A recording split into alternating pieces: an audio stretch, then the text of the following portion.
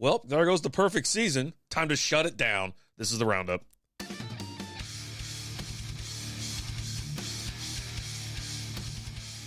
What is going on, Ranger fans? This is your boy RD for another session of the Ranger Roundup, the Texas Rangers Roundup.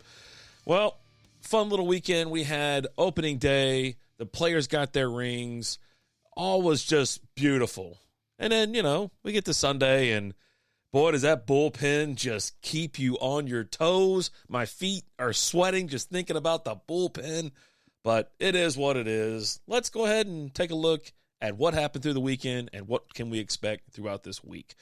Rangers hosted the Cubs for a 3 games.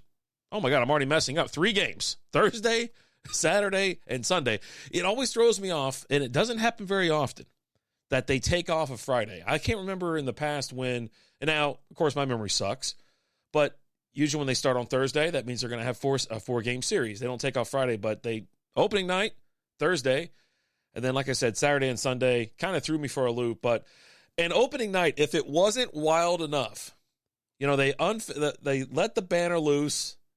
They show the 2023 World Series champions, and it's like they didn't plan it out. Like there's a massive crease in it. And I'm like looking, I'm like, this is this is the best we can do. Now I understand that we're not used to hanging banners, right? I got it.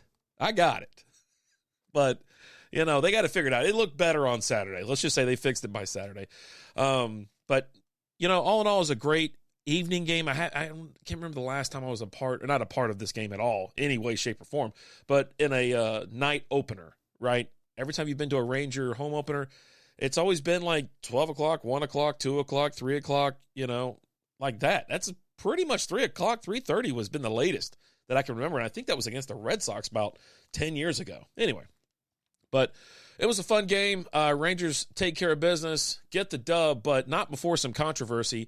We're going to talk about the recap and all these games and whatever, but and then we'll talk about the redemption. Anyways, Rangers had to go in extra innings, so final in the 10th inning, 4-3 over the Cubbies. Your players of the game: Nathan Eovaldi, 6 innings pitched. 4 hits, 2 earned runs, 3 strikeouts, and then Steele, 4 2/3 inning pitch. He got hurt. I was like, why is he out of the game? I happened to walk out of the room for like a second. I come back, he's on the ground. Couldn't believe it because he was doing pretty good work there. 3 hits, 1 earned run, 6 strikeouts, and then obviously Adolis Garcia, top performer of the game, 2 for 4, a home run, a walk, RBI, and a run. So really, really solid from him. When he hit that homer, it wasn't like a crazy bat. It was just like it was a great bat flip. Like he knew it was gone. He's like, we're back, baby. And so here's some team comparison. Obviously, the Rangers won 4-3. They had 8 hits versus 6 hits of the Cubs. 2 home runs versus 0 for the Cubs. 16 total bases versus 11. No stolen bases in this game, which was kind of strange. Left on base, this number is quite troublesome. You're sitting there looking at it already, and you're like 10 versus 8. And then, anyways, I thought, hey, good to go, look good, get out of the gate, let's get going, right? So Robertson got the win, Smiley got the loss, and Robertson came in and pitched great. Thought it was wonderful, to be honest with you. Now, there was some controversy, like I said. The Cubs opened up 1-0 in the first inning, or they opened it up 1-0.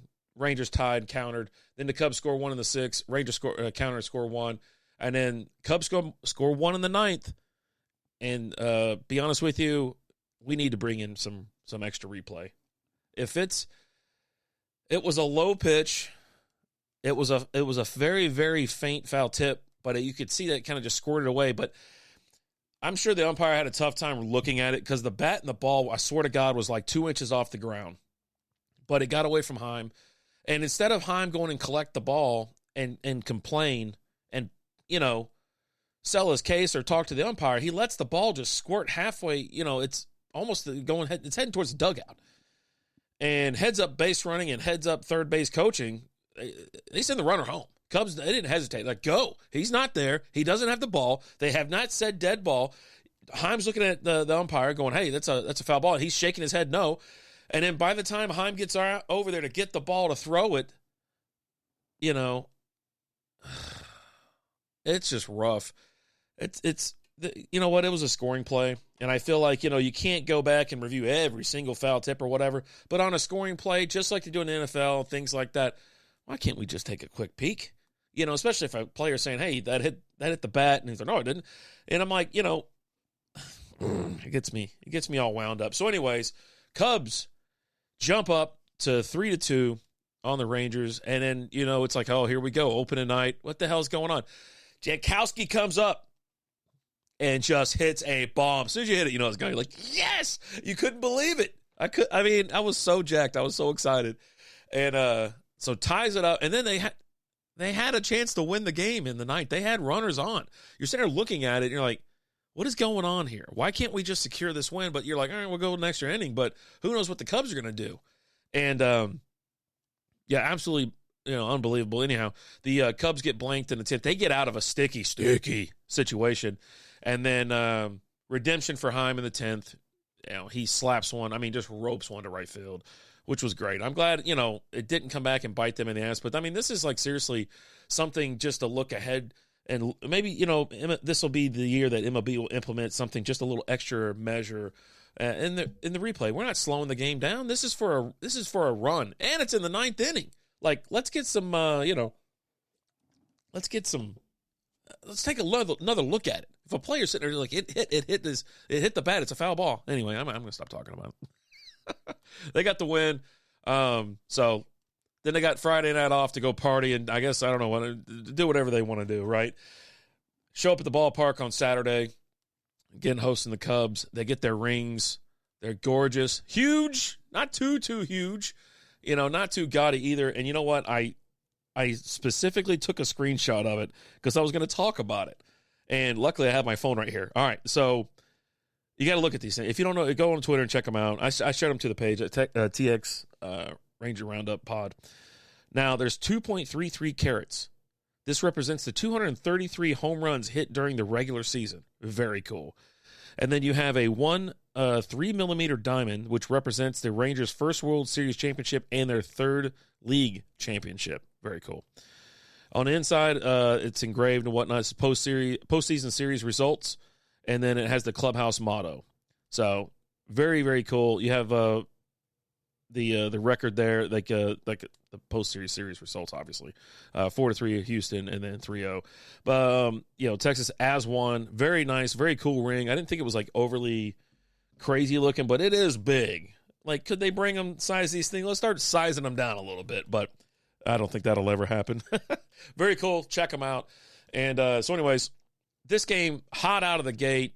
You got 2 runs scored by the Cubs in the top of the second. Rangers counter with 2 of their own, and then they just go to pound town. 2 in the third, 1 in the fourth, 6 in the eighth. 11-2 is their final score. Bradford gets the win. Hendricks gets the loss. I always find it wild to look at the ERAs of when at the beginning of the season and a pitcher gets blasted. You're looking at 12. ERA, that's not even the highest. I'm going to tell you about that in the next game because it's absolutely absurd. Top performers for the game here. Walsh, 3 for 5, a home run, double, 2 RBIs, 3 runs. Seager, 4 for 5, 2 RBIs and a run. Swanson, every time I see Swanson, I think of Ron Swanson. 1 for 2, a home run, walk, 2 RBIs, and a run.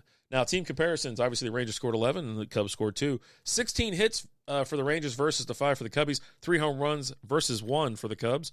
Total bases 28-8.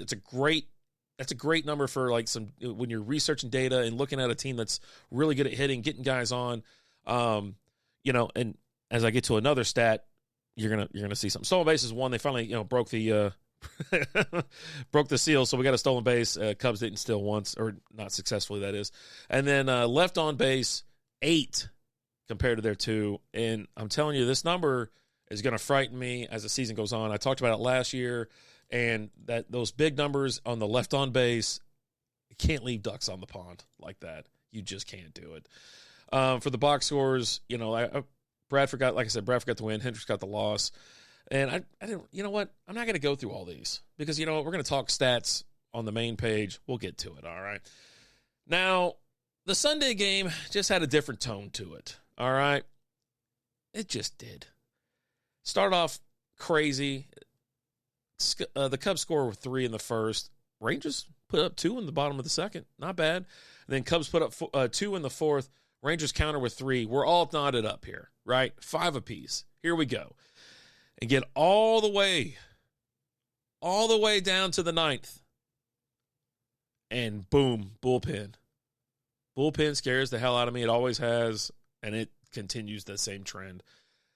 Cubs put 4 on the board in the top of the 9th. Rangers have no answer and go down 9-5. The win goes to Neris. Neris? I don't know. It's funny. I don't know why I can't read that word. Neris. Yeah. Loss, Leclerc. And this is where I was talking about ERAs in the early beginning of the season. His ERA is now 27. Oh, my God. Like, are you not just like, I think I'm just kind of done already. 3rd game in, I'm like, no. I mean, top performers, Happ, 4 for 5, double, walk, 2 RBIs and a run. Semien, 2 for 5, which was a double and 3 RBIs and a run. Urena, 2 and 1 third inning pitch, 1 hit, no earned runs, 2 strikeouts. Now, this was a day where Seager was taking a break. You know, they're still trying to kind of work him into the daily grind. He is coming back off that injury, so he took the day off. I don't know if that had something to do with the, they still put up 5, right? And there wasn't really an implosion until like the 9th. So you can't blame him or anything like that, but it's going to take some time for him to be back and playing 3 days, 4 days, things like that. I mentioned that because as we head into next week, there's, they have 1 day off, but, it's right back into baseball, baby. Let's go ahead and take a look at the team stats. Obviously, Adolis Garcia is leading the team in home runs. He's got 2. Jankowski and Young got 1, along with Walsh. So those are your home run hitters. Now, RBIs, right now, you know what? I always hit this button, and I never do it right. Garcia is leading the team, tied with Semien. They both have 4. Langford's got 3. The kid is looking great. If you're not excited about him, I don't know what to tell you. Bright futures ahead. This would be a phenomenal season for him, and he's just getting in there. Right now he's batting .333. I don't really put a lot of stock into batting averages and, slugging percentage, OPS, which we won't talk about him today, except for Travis Jankowski. He's batting 1,000, and he slugs 4, and then, his OPS is 5. Thank you. That's it. But these numbers, when you look at RBIs and things like that, these numbers should be just start going 8S, just like they did last year. They got to get these guys off the bases, into scoring, put them back in the dugout. You can't leave guys on base, and that's just how it is, right? So, anyhow, we're gonna look forward at this point. Got a 4-game series hitting the road already early in the season. Rangers head down to Tampa Bay, take on the Rays. Actually, it's just a 3-game. I thought it was 4, but no, they get a day off on Thursday. So you got the Rangers tomorrow at 5:50. Well, Monday. You're listening to this on Monday, so it's today. And then Tuesday, and then a day game on Wednesday. So maybe I can somehow watch this game. I'll be at work, but maybe I'll just fire up 105.3 The Fan. Not an affiliate, not a sponsor, but, that's who has the Ranger games. That's how you can listen to them. So we do have some where's it at? There we go. We have right now some probable pitchers. Now, Monday, it looks like Dane Dunning is going to take the bump versus Ryan Pepiot. Pepiot? Maybe. I don't know. I got to learn people's names, right? It's like just something I got to do. And then on Tuesday, you got Andrew Heaney taking on Zach Eflin. That should be an interesting game. Eflin's already got a loss under his belt with a 9.53 ERA. So we'll see how that goes. And then Eovaldi's going to take the hill on Wednesday to take on Aaron Ciavalli. Ciavalli? Whatever. Ciavalli's already got a win. He's 1-0 with a 1.50 ERA. Now, Tampa Bay actually just got done finishing up a series with the Blue Jays. They split it, if I'm not mistaken. Yeah, they lost 8-2, then won 8-2, and then won back-to-back, won 5-1, and then they lost 9-2. So it's interesting scoring out there. It's like I said, it's just too early in the season. But they started their home opener at home. So this will just be a continuation. They'll have 7 games at home, which is kind of wild, to be honest with you. But yeah, there's your probable pitchers. We still have a couple guys on the mend, on the IL. We'll see. We'll see how soon we get DeGrom and Scherzer back. But, and then if you want to look a little bit further ahead, you've got the Astros, which I do want to talk about them real quick, just in case I do not get a chance to fire it up and go live or do another recording before then because they'll play Friday, Saturday, and Sunday. So I'm hoping for a Thursday recording it with a Friday morning drop. We'll see. We'll see if I can get around to it because Wednesdays are busy around here for Strikeout Beer. And if you don't know what I'm talking about, that's our main show. Alan and myself, we've been hosting it for 5 years. You can listen to it wherever you listen to your podcast, or you can catch the live stream. It's on Facebook, YouTube, Twitch, Twitter, everywhere. Kick, everywhere. Jump in there and have a beer with us and talk some sports. But yeah, the Astros, funny enough, are in absolute trouble right now. They have lost 4 straight to start the season. Now, they had the lead against the Yankees. This is against the Yankees, if I didn't mention that before, which everybody should be smiling ear to ear, man. Just grinning, excited about the world. But anyway, so Astros are up 4-0. Yankees come back, complete the comeback 5-4. And then Friday, Yankees beat them 7-1. Saturday, I don't know why I'm stuttering. Saturday, Yankees beat them 5-3. And then Sunday, 4-3. So the Houston Astros right now are 0-4. Now, the Rangers were in sole possession of first place until this loss today, and I refreshed it beforehand. I was sitting on the couch. I was like, you know what, let me see who's in first. And the Mariners were in first, but they lost. So the Rangers are snug back in first place, 2-1, with the Mariners a half game back. Angels are a game back. Athletics are a game and a half back. And the Stros are 2.5 games back. Anyway, you know what? I just want to see some improvement in the bullpen, which I don't know if we'll get that or not. It seems to hit or miss. And then also, I just want to see this number of guys left on base. You can't leave runners stranded. It's going to cost you big. And, you know, you start getting hits when you got some ducks on the pond, everybody's stats going to go through the roof. Wins are going to go up, runs go up. You know, it's just runs go up, or hits go up, runs go up, you know, wins go up. So, but that's going to do it. I don't know. I'm having a rough time sitting here talking about it for some weird reason. But, hey, thank you so much for listening. Catch y'all next time. I'm RD. This is the Roundup. Y'all have a great week. Let's go Rangers! Let's go Rangers! Let's go Rangers! Thank you for listening to the Roundup.